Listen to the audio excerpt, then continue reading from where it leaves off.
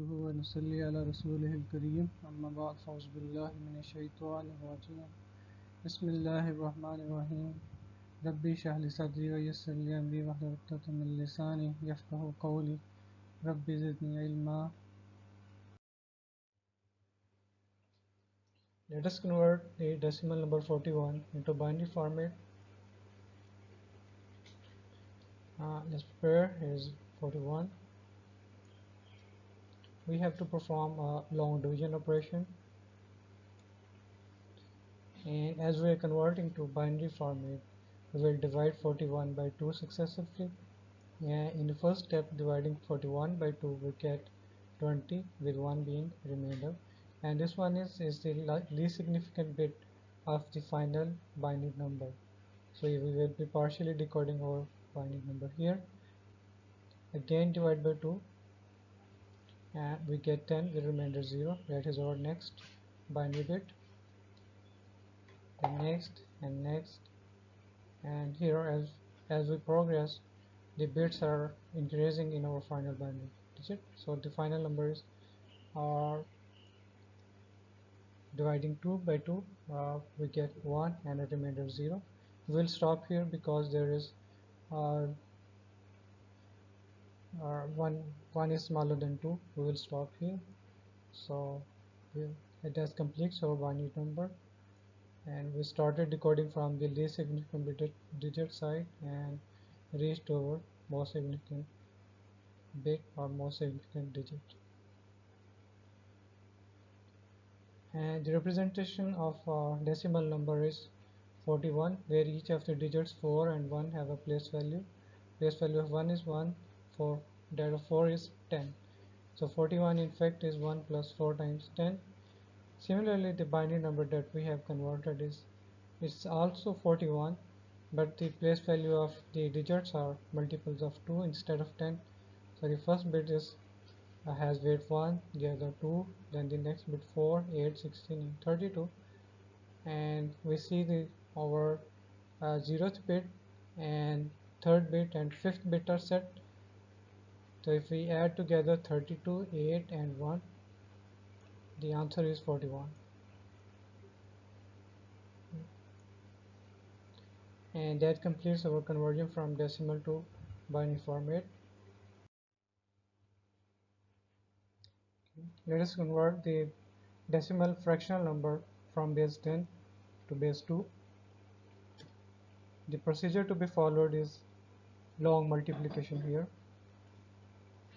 We multiply this number by 2 because we are converting to binary format, and in each step we multiply the previous result, the fraction part of the previous result by 2, and make note of the integer part of the result, and that integer part is the that makes the converted binary number. So here 0.6875 multiplied by 2, we get this answer, and in next step we will multiply only the fraction part by 2. Here it is 0.375 multiplied by 2 is 0.75, integer part being 0, and that is our next binary digit. Next, 0.75 multiplied by 2 is 1.5. 1 is part of the binary number. 0.5 we reserve for the next multiplication. 0.5 times 2 is 1.00. So 1 is our next binary digit, and we obtain 0 in the fractional part. If we further multiply this fractional part with 2, we will get zeros, and any further multiplication is going only to give us zeros after that. So our final binary converter number is 0.1011, right? And if we see the decimal number in fractional parts, again the digits have place values. The place value of 6 is 6 by 10, that of 8 is 8 by 100, that 7 is 7 by 1000, and 5 is 5 by 10,000. Similarly, our the converter binary number, that is 0.100110, that has the place values that are multiples of 2. That is, the first digit has place value 1 by 2, the next 0 by 1 by 4, it has 1 by 8, 1 by 16, 1 by 32, and so on. And if we add these fractions together, we will again get 0.6875, and that completes our conversion.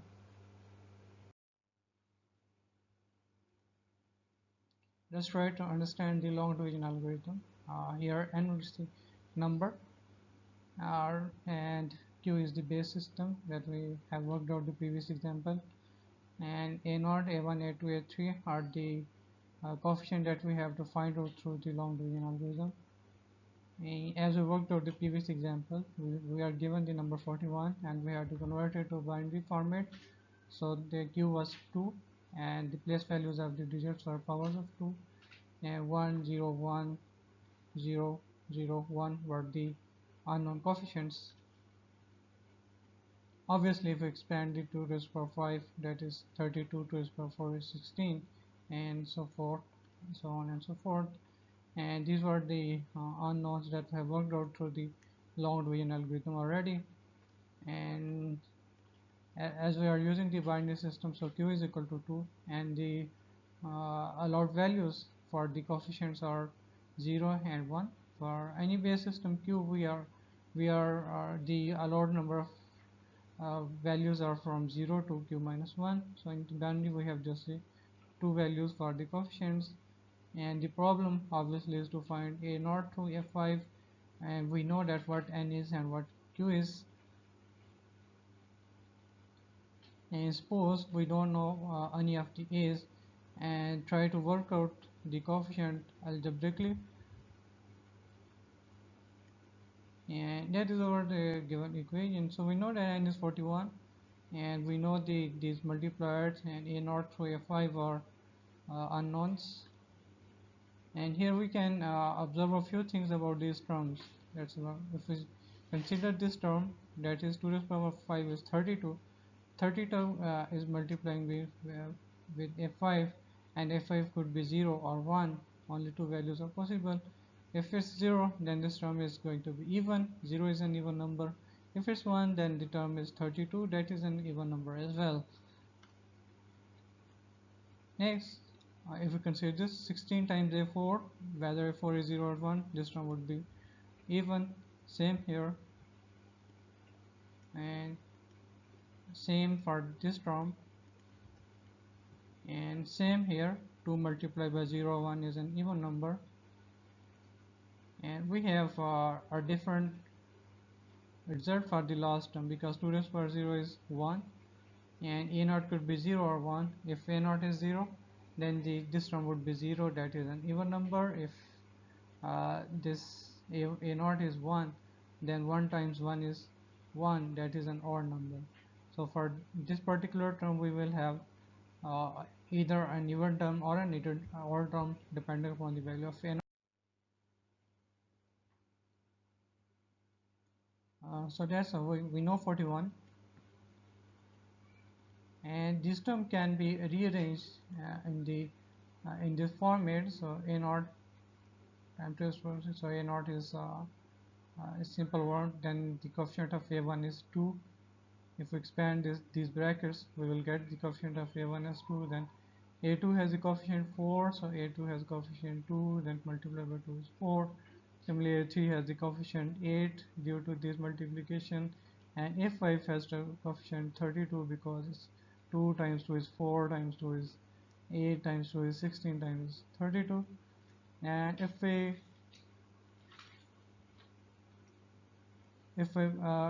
we scrutinize this term, we will see that on the right part, this term is going to be an even number, because any digit that is formed by this operation is being multiplied by 2, and any number multiplied by 2 is an even number. And so A0 is either 0 or 1. Since 41 is an odd number, so we are dead sure A0 must be 1, because otherwise 41 otherwise we cannot have an odd number on the left hand side that decides that A0 is equal to 1. Then if 41 is possible only if A0 is 1. And in next step, we place the value of A0, that is 1, and subtract 1 from both sides and divide.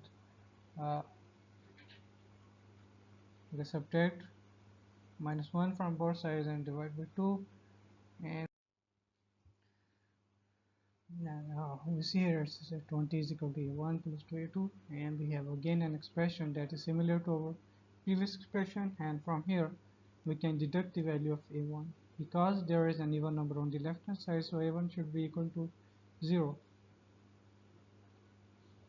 And further putting the value of a1 as 0 and dividing the whole equation by 2, we get this expression 10 is equal to a2 plus 2a 3 times the rest of the terms.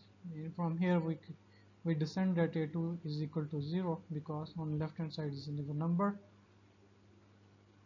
and again putting a2 is equal to 0 and dividing by 2, we get 5 on the left hand side, and because 5 is an odd number, so a3 should be equal to 1 uh, to give us an odd number because this term is an even number.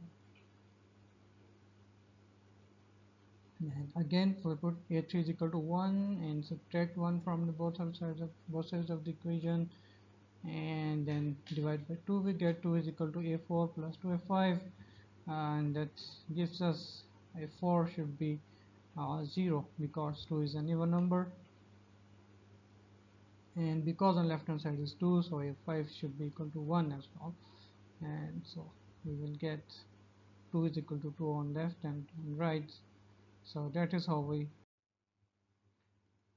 uh, let us see the long multiplication algorithm that we use to convert a fractional decimal number to a fractional binary number. So 0.6875 would be written as digits whose place values are multiples of 2 in the denominator. The first digit has place value 0.5, the next the quarter, the next the 1/8 and 1/16. And what we can do is multiply both these sides by 2. On left hand side we get 1.3750 and a minus 1, and rest of the terms have their coefficient decremented by 2. And if we compare and here we have to consider a geometric series whose first term is 1 by 2 and the constant uh, constant ratio between any two terms is also 1 by 2, and the sum of this geometric term is we have a generic term with the first term a and ratio r. The formula is a 1 minus r raised to power n, or 1 minus r, where n is here is the number of terms. Right, putting a is equal to 1 by 2 and r is equal to 1 by 2, we get Sn is equal to 1 minus r raised to power n, and this term would always be less than 1, right? Because r is less than 1 and raised to the power n integer, it would be uh, a small fractional number. When subtracted from 1, it would be a positive number less than 1. So therefore a minus 1 should be equal to 1 because on left hand side is the term is greater than 1. It's 1.375, and even if all a minus 2, a minus 3, a minus 4 would be 1, this term would have been less than 1, and therefore a minus 1, it could be either 0 or 1. It should be 1, right, to give an answer that is bigger than 1 here. And we also know that the other terms are summed up to 0.375. Okay, put the value of a minus 1, that is 1 here, and then with a little bit of algebraic manipulation, subtracting minus 1 from both sides and multiplying by 2,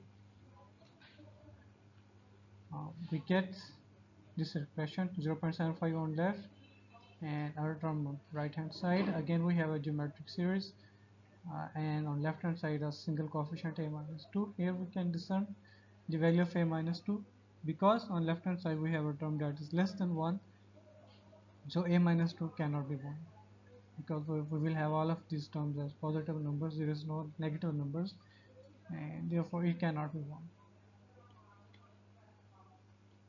So we have got a minus 2 is equal to 0, right? Putting the value of a minus 2 0, we get the new equation, again multiplying by 2 on both sides, and we get 1.5, that is a minus 3 plus 1 by 2 a minus 4. Again on left hand side we have a number greater than 1 but 1, that means a minus 3 should be equal to 1. and putting the value of a minus 3, that is 1, and subtracting 1 from both sides and multiplying by 2. Okay, with the value of a minus 3 evaluated as 1 in the previous slide, uh, we subtract 1 from both sides. On left hand side we get 0.5, on right hand side we get 1 by 2 a minus 4. Therefore a minus 4 should be equal to 1 to get 0.5 on both sides. So that means a minus 4 is 1, and this completes our conversion algebraically. On each step we have multiplied by 2 and saved the integer part, and after we get all zeros in the fraction, and we stop there. It is possible in some cases we never get all zeros in the fraction part, and in that case we will have a recurring answer or a recurring expression in the fraction part, like 0.1 in base 10. uh, will have recurring fractions in the binary format. Okay, let's if we have a decimal number that have both integer part and a fraction part together, like this number 41.6875 in base 10, how would it be represented in base 2? The procedure is to separate this number into integer part and the fractional part. So 41 would be converted to binary number by using the long division method, and the fraction part would be converted to binary fraction using the long multiplication method, and at the end we will add the separate binary answers to give the complete representation for the fractional decimal number that has both integer as well as fraction part. And the same procedure can be followed if we have any other number base other than the binary case.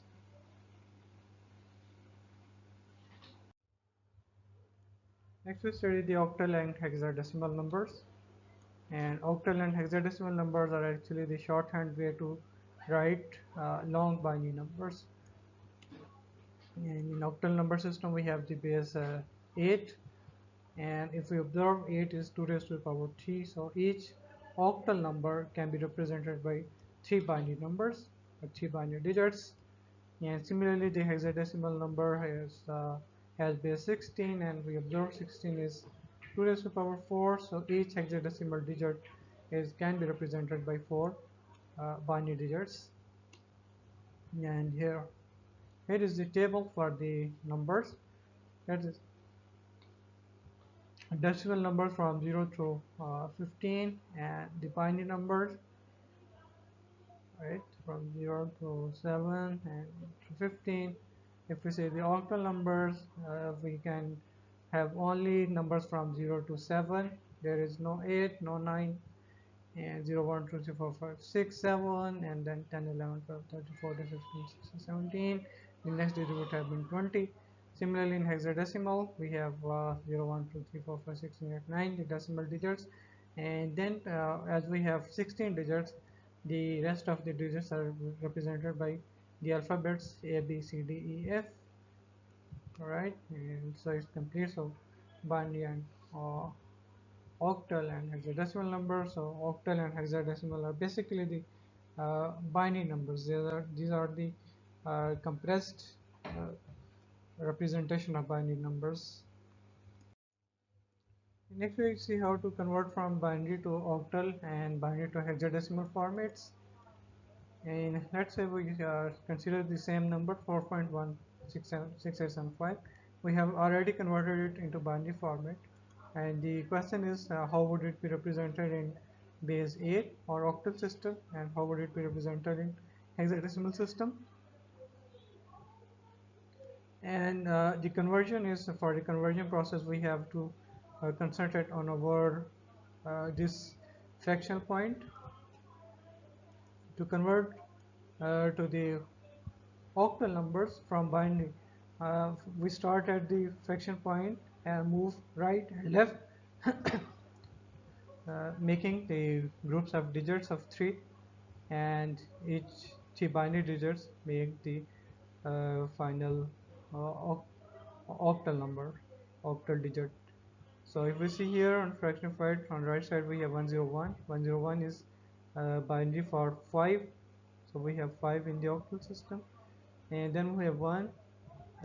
We add 2 zeros to make a group of 3 binary digits. And so this number is 4 in binary, that is the octal number 4. Similarly, on the left side, we make the groups of 3 digits. First 001, that is 1 in octal, then 101, that is 5. So we get the octal number. Similarly, if we go to octal system from the decimal system 41, we divide by 8, the same long division method. 8 times 5 is 40, and 1 being the remainder. So 5 is the most significant digit, 1 is the least significant digit, and we will stop here. And similarly, as far as uh, the fraction part is concerned, we would be using the long multiplication method. Multiplied by 8, we get 5.5, and the integer part 5 is uh, that is the part of our final fractional number. And then again multiply the fraction part 0.5 by 8, we get 4.0. that 4 is the next digit in the fractional part, right? And the same procedure is to be followed for hexadecimal numbers as well. Start at the fractional point and make the groups of 4 binary digits towards right and towards left, and convert each of the digits to the corresponding hexadecimal number. And if we observe here, this number 1011 is actually 8 1 2 plus 8 is 3 plus 8 is 11. So it's 11 stands for B. So this number is B. Similarly here, this is 9 and this is 2 to 29 point B0 is the hexadecimal equivalent for this decimal number. Similarly, we could have gone to hexadecimal from the decimal as well. Dividing 41 by 16, we get 2, and with remainder 9, 29. That was the here part. Similar procedure can be long multiplication can be used on hexadecimal numbers to give this b on the fractional part.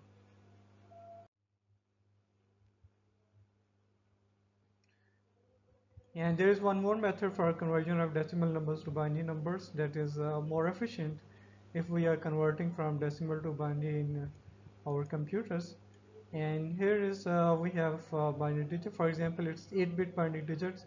So 8 digit has the following place values from 2 raised power 0 to 2 raised power 7, and that is the place value from 1 to 28. Let's say we again are given the number 41, and we compare 41 with this place value 128, and in each step we compare this number and with the place value, and if that number is greater than or equal to the place value, then we say the condition is true, and the binary output would have been 1 if this result were true. As in this case the result is false, so the binary output is 0 in the 7th place. In update and end there is no update. And then we compare this 41 in the next place, that is 41, whether it's greater than or equal to 64. Again we see that this condition is going to be false, and so the binary digits equivalent is 0, and then is there is no change in the number for comparing in the next slot. In 41, is it greater than 32? Yes. So the binary output should be 1, and at this point, because our condition was true, we will subtract 32 from 41, and for comparison purposes the next value would have been 41 minus 32, that is 9, right? We compare 9 with the next place value, that is 16, whether 9 is greater than or 16. No. So there is going to be a 0, and so the next for place value we again compare 9, that is compare whether 9 is greater or equal to the place value 8, and yes it is, so the answer is 1, and we update the number as 9 minus 8 is equal to 1, and we compare 1 whether it's greater than the place value. No, it isn't, and the value is 0. Then 1, compare it in the next value is 2, and result is no, place value is 0. And again compare this one in the next slot, and the result whether 1 is greater than equal to 1, yes. So in the binary digit we will have 1, and again we have 0. So this completes our conversion here.